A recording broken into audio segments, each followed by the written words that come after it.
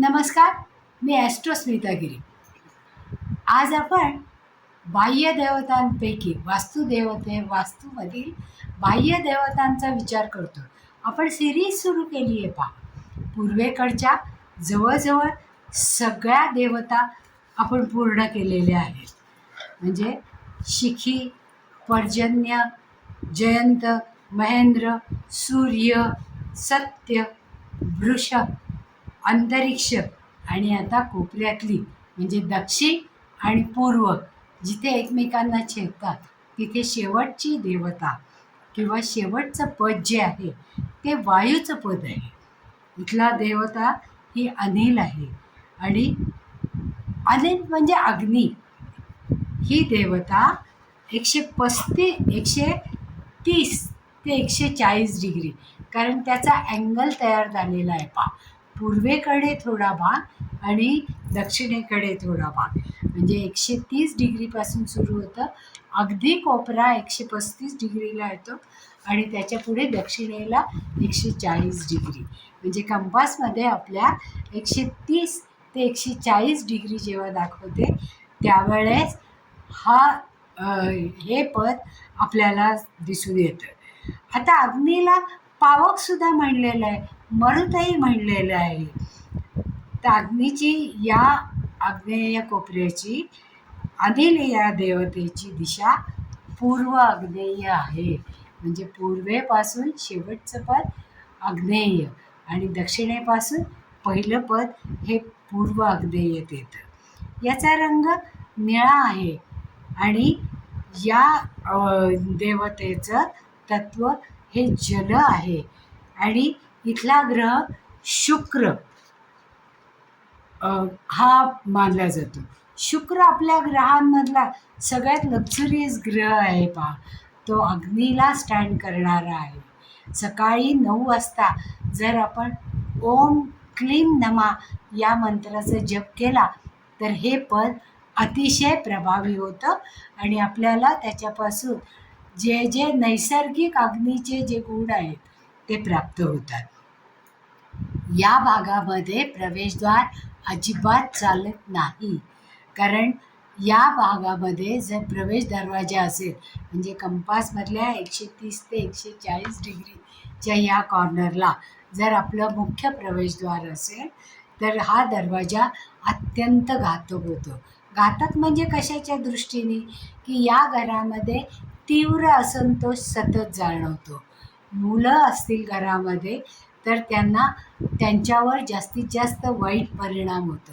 म्हणजे ते एखाद्या नशेच्या आहारी जातात किंवा या देवता जर तीव्र झाल्या असतील तर या घरात लागोपाठ मृत्यू होतात. आता ही देवता म्हणजे शुक्र, ही देवता जर तिथे ॲब्सेंट असेल म्हणजे ही ऊर्जा या व्यक्तीला, त्या घरात राहणाऱ्या व्यक्तींना पुढे जाण्यासाठी सतत मदत करत असते. शरीरावर याची सत्ता कुठल्या भागावर आहे, तर कोपऱ्यापासून मनगटापर्यंत हा मधला भाग येतो.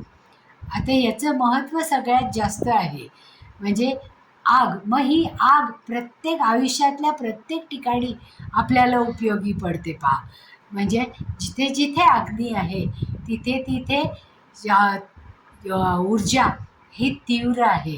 म्हणजे पुढे जाण्याची प्रेरणा, आदर्श असणारी संपत्ती. कारण प्रेरणा मिळाली की आपण काम करतो, काम केलं की संपत्ती जास्त मिळते आणि त्याचबरोबर संततीमध्ये वाढ होताना पुत्रसंतती, पूर्वीच्या ऋषीमुनींनी आपलं कुल चालवण्यासाठी पुत्रसंतती वाढलं. पण आजकाल संतती ही मुलगा किंवा मुलगी हे कोणीही असू शकतं.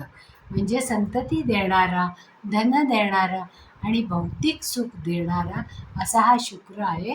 म्हणून हे पद नेहमी जागृत आणि चांगलंच असायला पाहिजे. इथे दूषित होता कामा नये.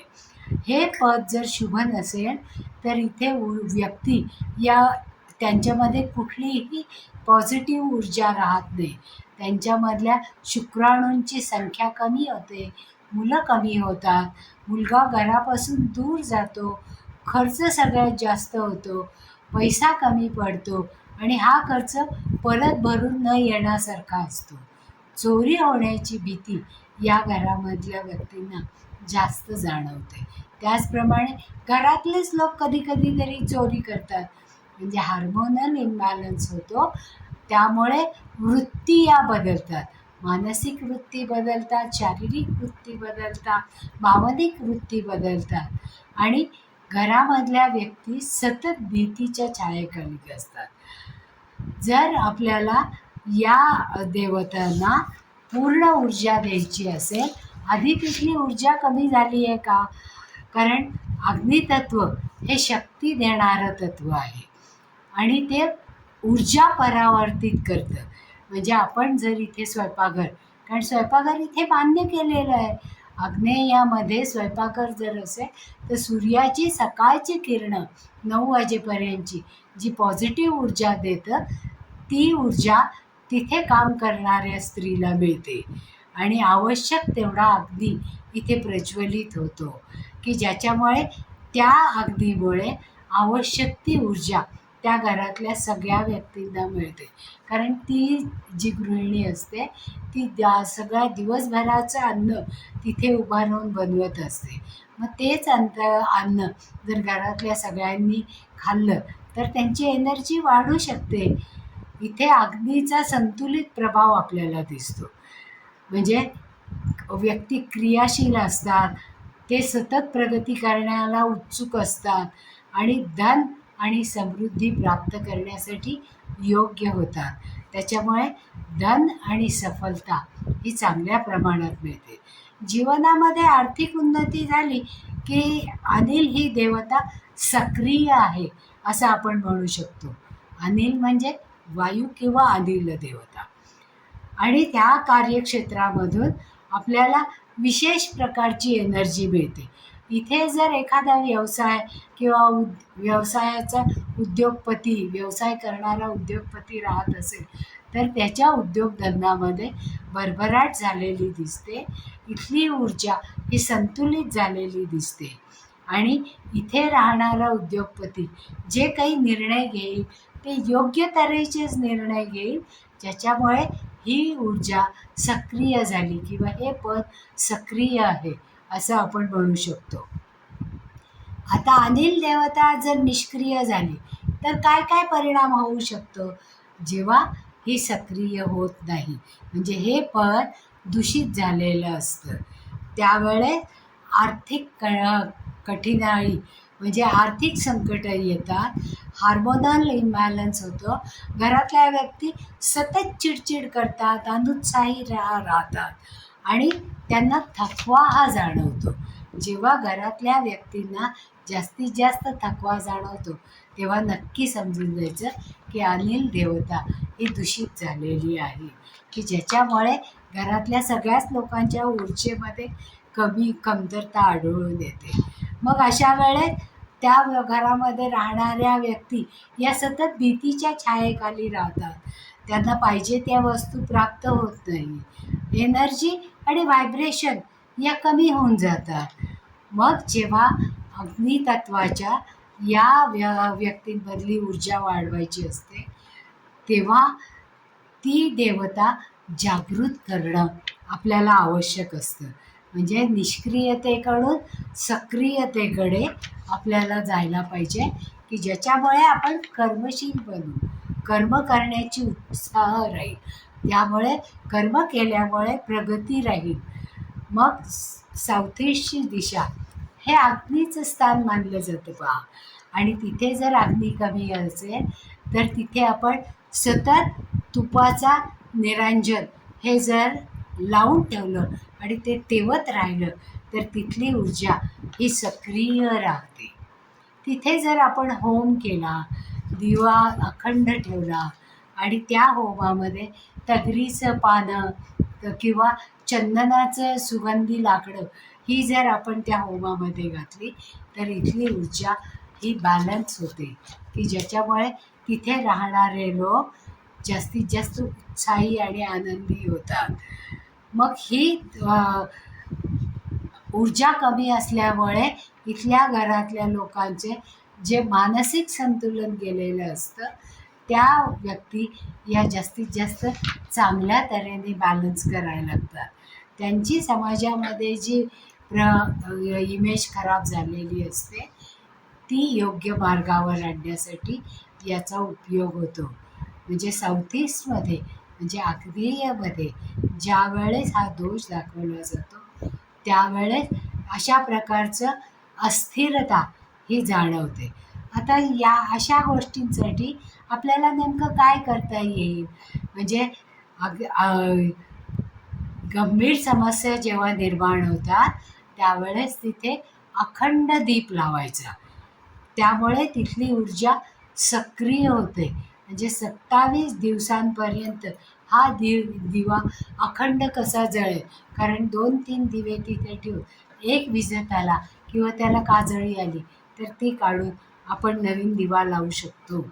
शरीरामध्ये अनिल देवतेचं स्थान हे आपल्या उजव्या मनगटापासून ते कोपरापर्यंत सांगितलेले आहे. मग अनिल देवतेसंबंधित जर कमतरता जाणवली तर शुक्र हा डिॲक्टिव्ह होतो. मग ती ऊर्जा मिळवण्यासाठी आपल्याला सकाळी 9 वाजायच्या आत तिथे जर आपण होम केला आणि ओम क्लीं नमः हा मंत्रजप जर केला, जो मंत्रजप बीजमंत्राच्या रूपाने असतो, त्यामुळे हे पद जागृत होतं. आणि इथे जर वनस्पती लावली की छोटंसं तगरीचं झाड जर या कोपऱ्यामध्ये लावलं तर त्याच्यामुळे ही देवता सक्रिय होऊ शकते. पण जेव्हा हे तगरीचं झाड मोठं होईल त्यावेळेस आपण ते दुसऱ्या जागेमध्ये शिफ्ट करायचं. किंवा जिथे डाळिंबाचं झाडसुद्धा एनर्जी वाढवणारं असतं, कारण डाळिंबाचं झाड हे शुक्राला स्टँड करतं आणि एनर्जी त्याच्यापासून मिळते. शुक्रदेवता प्रसन्न होते.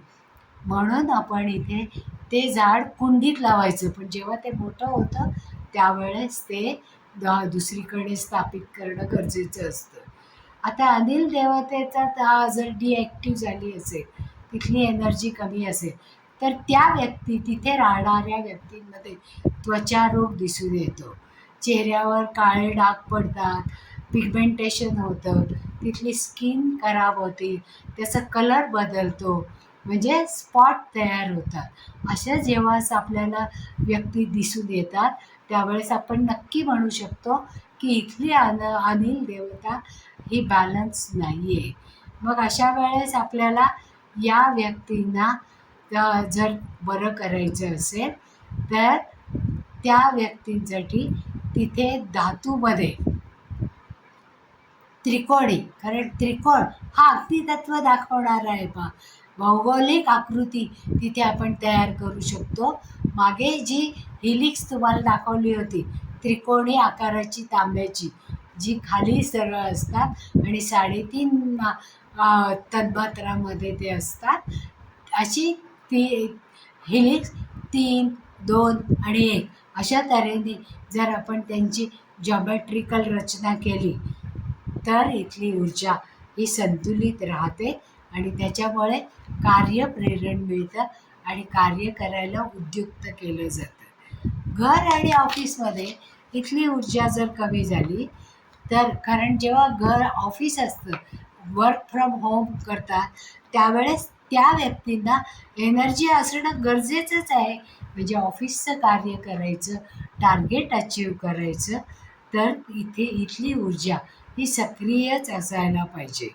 म्हणजे ह्या ऊर्जेला प्रभावित करण्यासाठी आपल्याला तिथे अखंड दिवा लावायचा, जॉमेट्रिकल त्रिकोण लावायचे, किंवा अनिल देवता ही बकरीवर किंवा मेंढीवर आरूढ झालेली असते.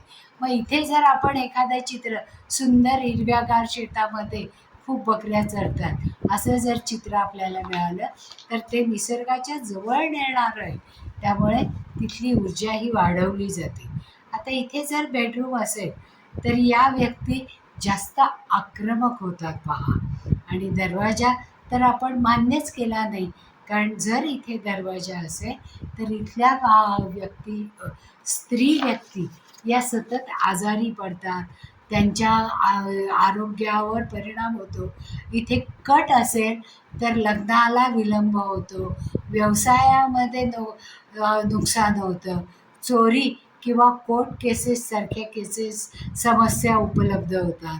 आणि हा भाग जर उंच असेल, साऊथ वेस्टच्या तुलनेमध्ये साऊथ ईस्ट जर उंच असेल तर अशा प्रकारच्या समस्या या आपल्याला जाणवतातच.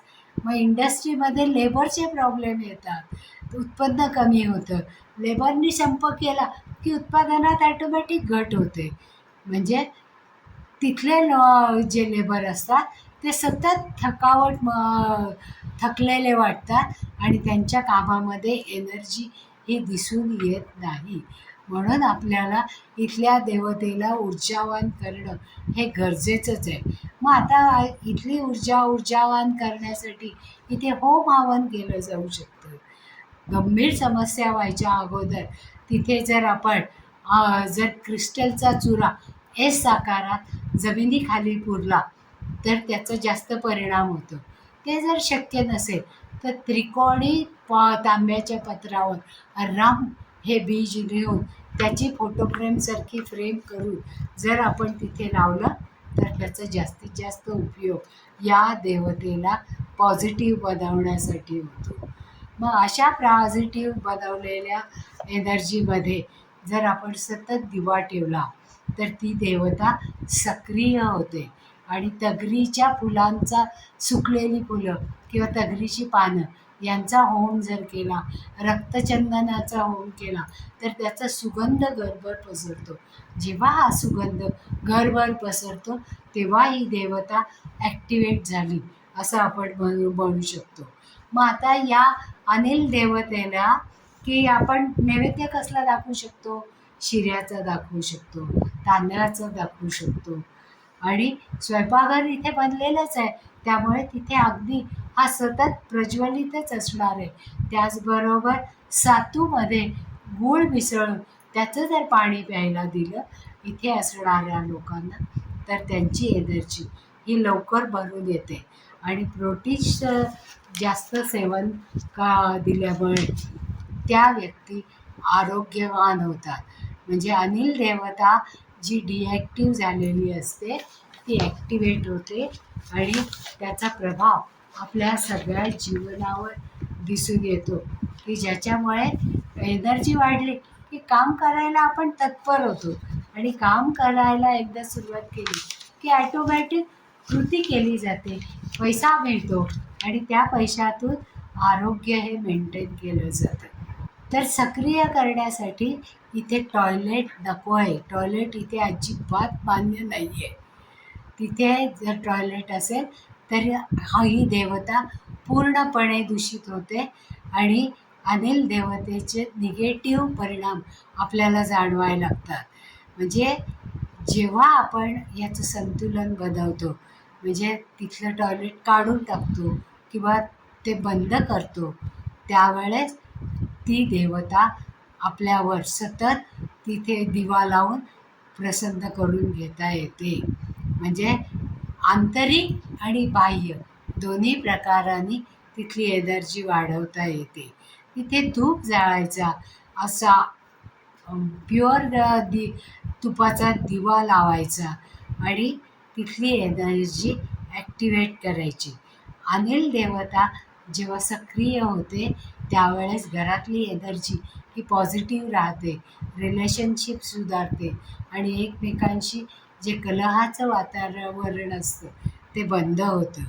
मग इथे 200 ते 250 जर आपण क्रिस्टल घातले, व्हाईट क्रिस्टल जमिनीच्या खाली घातले तर त्याचा जास्तीत जास्त लाभ होतो आणि ही एनर्जी सक्रिय राहते आणि त्याच्यामुळे कार्यप्रेरण मिळतं आणि कार्यप्रेरण मिळाल्यामुळे हा उत्साह राहतो आणि जास्तीत जास्त कामावर त्याचा प्रभाव होतो. कामामध्ये गती वाढते आणि उत्पन्नामध्येही गती वाढते. म्हणून जेव्हा व्यवसायाची ठिकाणं या पदामध्ये जेव्हा जास्त ऊर्जा असते तेव्हा ती जास्त प्रमाणात चालतं. म्हणून अनिल देवता वास्तूमधली सतत सक्रिय असणं हे जास्त गरजेचं असतं. आता आवडलं असेल तर लाईक करा, सबस्क्राईबही करा आणि ही माहिती तुमच्या सगळ्या मित्रमैत्रिणींपर्यंत पोचवायची असेल तर शेअरही करा, की ज्याच्यामुळे ही माहिती सगळ्यांपर्यंत जाईल आणि त्याचा फायदा सगळ्यांनाच होईल.